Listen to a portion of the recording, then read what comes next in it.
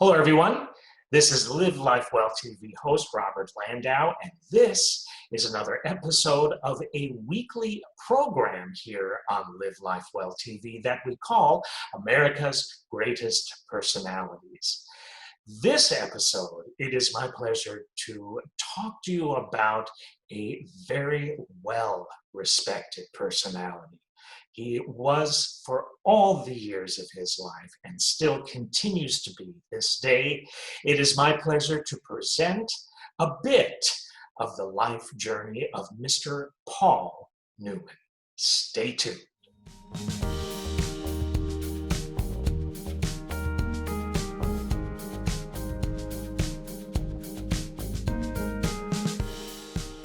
What we're doing here is painting a character portrait of these weekly personalities. So let's begin, in this case, with some of the things that Paul Newman has said during his life.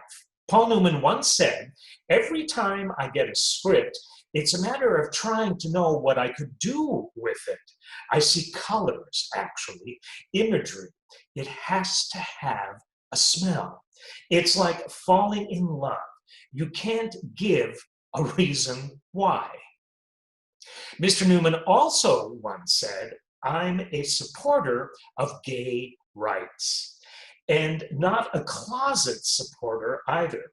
From the time I was a kid, I have never been able to understand attacks upon the gay community. There are so many qualities that make up a human being. By the time I get through with all the things that I really admire about people, what they do with their private parts is probably so low on the list that it happens to be irrelevant." Next up, Paul once said these words, "People stay married because they want to, not because the doors are locked." Next up, if you're playing a poker game and you look around the table and can't tell who the sucker is, it's you. Paul Newman also said to be an actor, you have to be a child. He also said, "You can't be as old as I am without waking up with a surprised look on your face every morning. Holy Christ, what do you know? I'm still around. It's absolutely amazing that I survived all the booze and smoking and the cars and the career." To many people, Paul Newman was so many things, so many different things, but certainly so many truly wonderful things. To those in Hollywood, he was one of the only screen legends in his category to choose the right roles as he continued to age, and that is a fine art, to be sure. To those who knew him personally, they would also have told you that he was one of the greatest people with a warm heart and a caring soul, caring about humanity and those who he was here to serve from human being to human being. A truly remarkable gentleman. Paul Leonard Newman was born on January 26, 1925, in an affluent suburb of Cleveland called Shaker Heights. His dad was Jewish and ran a very successful sporting goods store. His mom was Catholic and helped out in the store, as well as raising Paul and his brother, Arthur. Showing a very clear talent in theater, young Paul made his debut at the ripe old age of 7 as a court jester in a school play of Robin Hood. Paul graduated high school and would attend college at Ohio University in Athens for a brief time. Why would I emphasize the word brief? Because Paul would soon be expelled from college for allegedly crashing a keg of beer into the college president's car. Think about that for a minute. Yikes. I wonder if he knew it was the college president's car. I mean, that elevates that whole circumstance into a whole different level of thought. But he then took on a series of dead-end jobs to support himself as a door-to-door encyclopedia salesman. That is rough work. He did quite well, believe it or not, of that. He also wanted to enlist in the Naval Air Corps since the war was now in full swing. Did he get to fly for the Naval Air Corps? Well, no. Unfortunately, tests proved that his deep blue eyes also were colorblind. So instead, Paul found himself fulfilling the role of a radio operator on torpedo bombers in the South Pacific. After serving, he secured an athletic scholarship at Kenyon College in Gambier, Ohio, where he played football. Was it in the cards for him to stay on the team for good, for long, for a fulfilling bit of time? You probably guessed no, and here's why. After an alleged altercation at a local bar and spending a lonely night luxuriating in the wonders of the Knox City jail, Paul was thrown off the team. So instead, he turned to drama, at least a different type of drama, and would soon appear in a number of college productions. Summer stock and repertory theater would follow, because you know what? He was pretty good as an actor.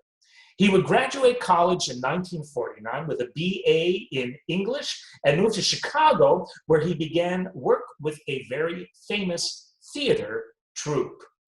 There, he also met an actress by the name of Jackie Witt and had a son soon after by the name of Scott.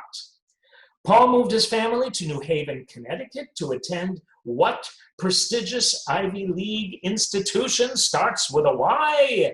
Yale. And not only Yale, but the prestigious graduate program at the Yale Drama School. In case you don't know, for an aspiring actor's training and education, it really doesn't get too much better than that. Soon, Paul and Jackie would welcome two daughters into their family, Stephanie and Susan. All at once, Paul realized he really needed to make more of a living now, so that obviously he could support his growing family. Yale was close to New York City, and Paul took full advantage of New York's proximity. He enrolled in the now legendary Actors Studio, where he studied the method under Lee Strasberg and Elia Kazan. The method, because I was an actor in New York City for many years, is a very intense thing, but a very profound and effective thing. So, for example, some of what would happen concerning that training was that you would have to get up in front of the class and do a monologue. And the monologue would be very emotional, very intense, where you'd probably have to cry. So to get you into it, Lee Strasberg or any of the other teachers associated with the world-famous Actors Studio would almost take you on a hypnotical regression. Because I was trained in this way a little bit, but not at the Actors Studio. So this is what would happen. You'd get up on stage and you'd have to cry because of what the monologue you were going to present dealt with. So to get you to that emotional point, what would often happen is, so say I'm the actor wanting to do that, right? Wanting to deliver the monologue. And so you would hear the instructor in the classroom or the theater, most likely, say, Robert, okay, up on the stage, please. And so I would get up on the stage and they would say, close your eyes now and just breathe. And I want you to go back to your past and recall an incident happening that was intense, that was someone unpleasant, and that hurt you so deeply that it caused you to cry? Would you go back to that past incident now? And as you continue to do so, what do you feel as you enter back into that event? How does it make you feel to encounter what you encountered when this event originally happened? But how does it make you feel now? And whatever it makes you feel, go into that more. Go into it even more. And don't be afraid to show how you feel right now. So, if you had picked an emotional event that caused you to cry when it happened, and might still, then you're going to start to cry on that stage. And once you do, and once the instructor feels that you've landed right into the emotion that would be good for you to begin the monologue, they would say, "Good, Robert, now begin the monologue." So that's very intensive training, because it's asking you to personally go back to some, in this case, painful event in your past and relive it. And then to leave it raw once you've brought it up and state your monologue, say your monologue, which probably has nothing to do with your past personal event. So it's very intense training, but at the same time, as you can well imagine, very effective at that. 1952 was an enormous year for Mr. Paul Newman. He would get a Broadway role in a play that you might have heard of called Picnic. For his performance, he would win a Theatre World Award, very prestigious, and also happened to be spotted, as luck would have it, by Warner Brothers executives who immediately offered him what? Yeah, you got it, a contract. I love how that stuff happens. But it wasn't all wine and roses, actually. Paul left the kids and Jackie and just went to Hollywood. Was his first film with Warner Brothers a success? No, hell no. The film was called Silver Chalice. Newman played a guy named Basil, who was a Greek artisan who just happened to make a holder for the very goblet that Jesus used in the Last Supper. Wow, that's quite a story for a film. Newman was billed as the new Brando by Warner Brothers Public Relations Mills, but the critics actually panned the film, and unfortunately they also panned Paul's performance in it. Newman, as you can probably well understand, was heartbroken. He was embarrassed, so much so that, get this, he took out an ad in a Hollywood trade paper and in it deeply apologized for his lousy performance. That's actually very smart to do. It gives you publicity. So what do all actors and actresses do when Hollywood chews them up and spits them out? In other words, where do they go? Actually, Betty Davis and Mae West did the very same thing when that happened to them. They go to New York City, actually. Newman threw himself into dramatic work, not only on the stage, but on television as well. Don't forget, this was now the golden age of TV, and Newman knew it, and he was ready to take advantage of it to the fullest. On TV, Paul Newman would appear in the following. A show called You Are There, featuring Walter Cronkite. A show called The Death of Billy the Kid with actor Jason Robards. Oh, I love this next play. I love it. Thornton Wilder's Our Town, also starring Frank Sinatra and Ava Marie Saint. All of this is on TV. And something called The Web with Grace Kelly, James Dean, and an unknown actress by the name of Joanne Woodward. More about that in just a few moments. Now, Newman could go back to Hollywood with his chest puffed out and his head held high.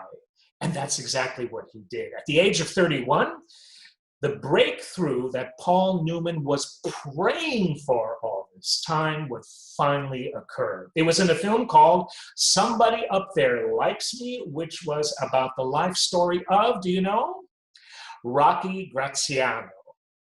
This was truly a great role for Paul, and the stellar reviews actually confirmed that fact.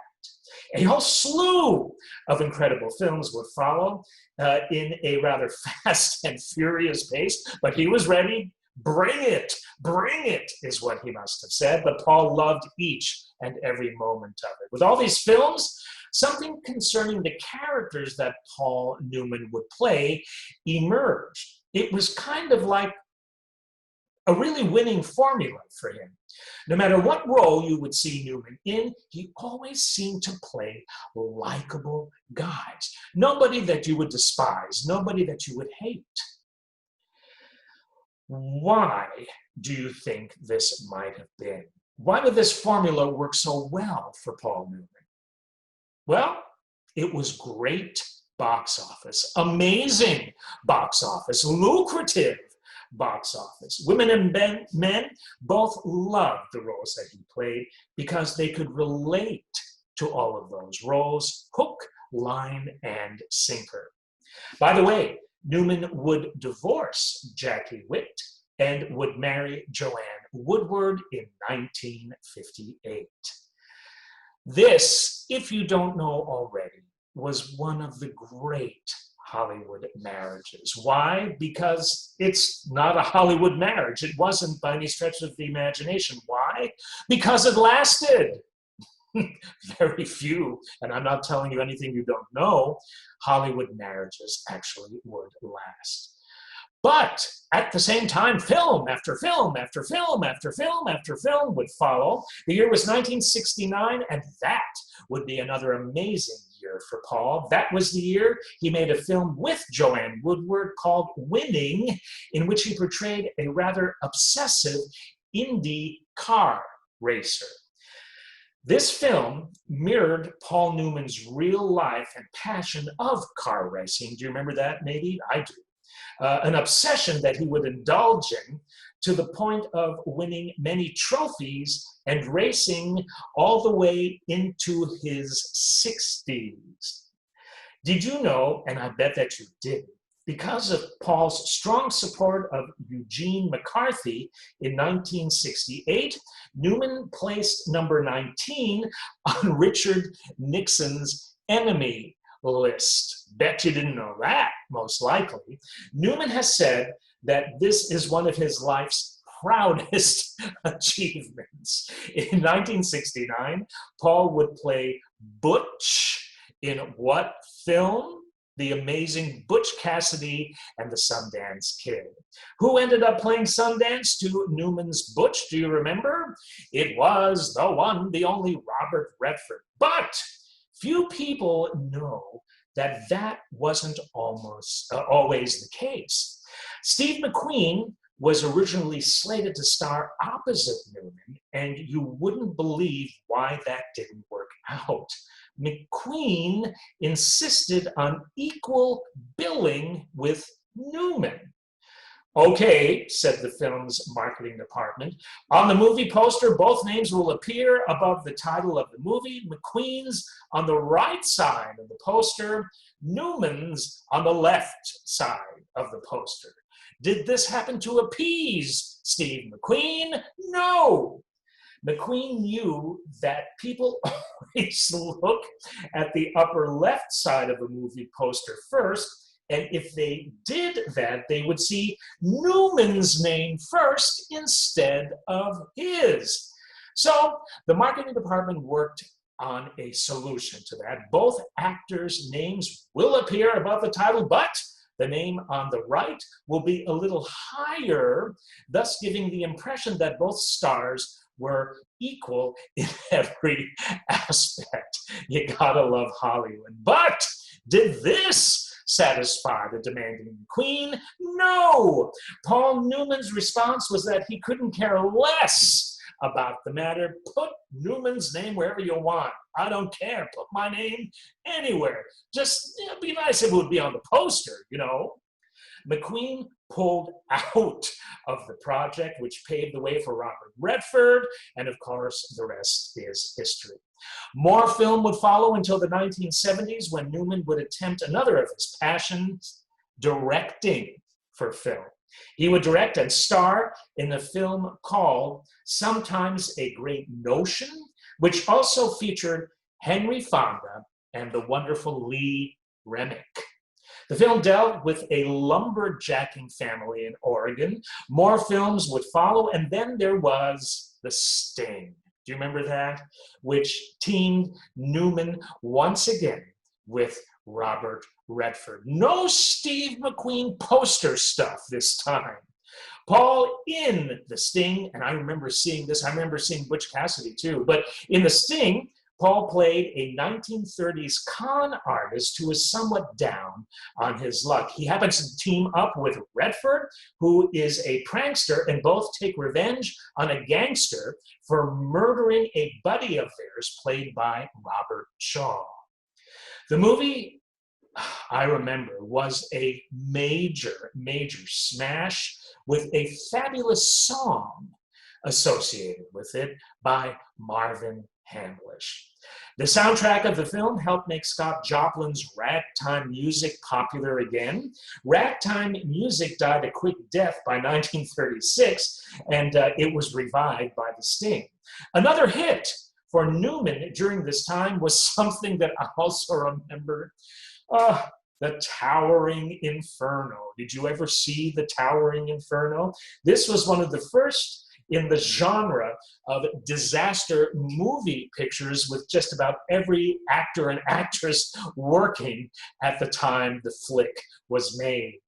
Newman is the architect in The Towering Inferno of a skyscraper who finds out that his builders haven't followed his specific wiring instructions. So guess what happens? The film also starred, as I said, every actor and actress that you could name that was an actor and actress at the time. This time, Steve McQueen demanded that he have the exact same number of spoken lines that Newman had in the film. Steve McQueen and Faye Dunaway also requested that there would be no media interviews for the two of them, and that they must never be approached by visitors while on the set. Did Paul Newman have any demands? No. He was happy to be in the film. More hit movies would follow for Paul, but in 1978, Newman's personal life would go through a couple of very rough twists and turns. Paul's only son, Scott, would pass due to an overdose. Newman's reaction to this? He set up the Scott Newman Foundation, which is devoted to educating people about drug and alcohol abuse before it's too late for them. Paul would go on to make more films, but other things would make themselves known in his life at this time as well. Newman was appointed by President Carter as a U.S. delegate to a UN disarmament conference. And in 1982, Paul would start up something else that had his name plastered on it, plastered all over it. Do you know what it is I'm referring to? Newman's Own was what it was called, and it was his very own food brand. Still is, I think, to this very day. Pasta sauces, microwavable popcorns, all kinds of organic stuff. All profits would go to charity, and they still do. Julia Roberts would join the board of Newman's Own company. So how did Newman create his very own brand? For many years, Newman and a buddy filled old wine bottles with Newman's homemade salad dressing for Christmas gifts. When the Newmans would go caroling, they would give a bottle of his dressing to friends and neighbors as they would carol around the subdivision. Each year, his friends and neighbors would ask for more of the dressing, so Newman and his bud that he created this with decided to market the salad dressing, believing that what is good for friends and neighbors would also be good for the general public at large. And guess what? As you probably know, it was and still is in the very first year of operating Newman's Own brand, that's what it was called, Newman's Own, Paul gave $1 million of profit to charity. Amazing. Very first year. Newman even wrote a book about his food business called Shameless Exploitation in Pursuit of the Common Good. Now that's a book title. By 2002, the Newman's Own brand donated over $125 million to charity. To this, Newman has said, the embarrassing thing is that the salad dressing is outgrossing my films. When asked why he donates so much money to charity, Newman has said, you can only put so much stuff in your closet. Even more films would follow for Paul. It was now 1985, and Paul starred in a film by the name of Rachel, Rachel. Up until this time, do you think Paul Newman ever won an Academy Award? Sadly not. Up until this time, how many times do you think he was nominated for an Academy Award? 7 times, and never won. So now, the motion picture of Academy Arts and Sciences presented Paul Newman with an honorary Academy Award for his outstanding, emphasize, outstanding work in motion pictures. With this award, they recognized his body of work, his integrity, and his incredible dedication. The very next year, Newman would star in a Martin Scorsese film called The Color of Money, with which co-star Tom Cruise. So guess what happened when it came time for the Academy Awards that year? For his role in The Color of Money, Newman would win an Academy Award. More films would follow as Paul would now be in his 70s. In 1994, Newman would star in Nobody's Food with Melanie Griffith and Bruce Willis. And lo and behold, Newman would be presented with yet another Academy Award, this time for his great humanitarian efforts, and they certainly were. In 2002, Newman would star in the film Road to Perdition, which also featured another major movie star at that time, still is Mr. Tom Hanks. But in June of 2008, word broke out that Paul Newman had lung cancer and would pass September 26, 2008, at the age of 83. In closing, what else can one say about this amazing Hollywood personality, this legend, this icon? Maybe that his is much more than a mere Hollywood legend. Maybe one can say that Paul Newman is a human legend with an enormous heart that really cared deeply, deeply for the well-being of the world around him.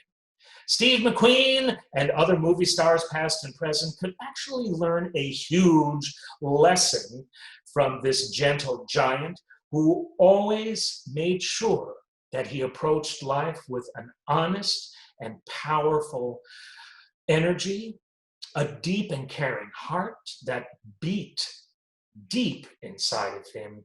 And to me, that sort of mindset, that sort of well-being and care for others more than he cared for himself is the thing that makes all the difference back then and in this crazy world. Thank you so much for tuning in, ladies and gentlemen. This has been Robert Landau, Live Life Well TV host, with another episode of America's Greatest Personalities. We'll see you next week for another. Thanks for tuning in. God bless.